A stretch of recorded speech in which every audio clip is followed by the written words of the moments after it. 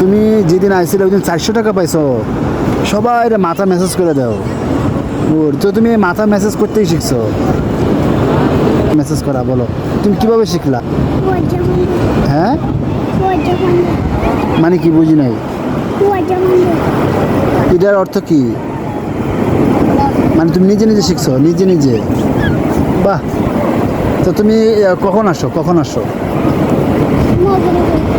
মাগরিবের পরে, একটু জোরে বলো। মাগরিবের পরে, মাগরিবের পরে আসা। তুমি বাসা যাও কখন?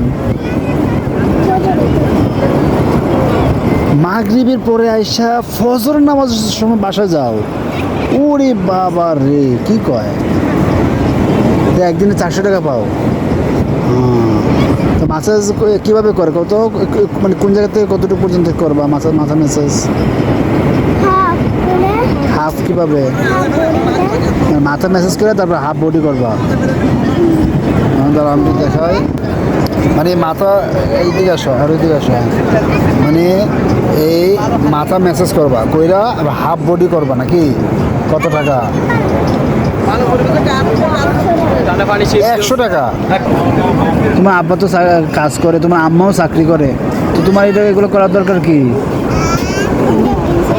হ্যাঁ, বুঝি না, জোরে বলো। বেটা কি? বেটা কি? বুঝি না, বেটা কি?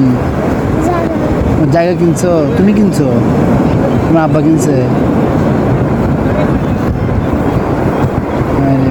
তোমার আব্বা জায়গা কিনছে, তোমার বলছে তুই যা, তুই কাজ কর, এরকম বলছে?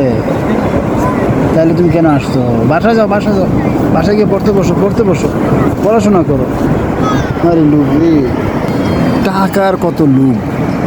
মানে সে পিচ্ছে একটা ছেলে, সে আয়সা পড়ছে, মাথা ম্যাসেজ করে দিব, সবার কাছে 50 টাকা নিব।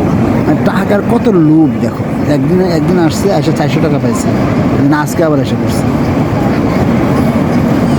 টাকা দিলে আর লোভ বাড়বে। জিজ্ঞাসা করলাম যে কেন আসছো, বলতেছে বাবা জায়গা কিনছে, এই জন্যই আসছে। আমি বললাম তো তোমার বাবা জায়গা কিনছে, তোমার কি বলছে আপু যাও, তুমি যাও, তুমি কি কাজ করে টাকা না দাও? কয় না, হয়ে গেছে। চিন্তা করো, চিন্তা করেন টাকার জন্য পিচ্ছিদের কত লোভ! ওরে বাবা রে বাবা।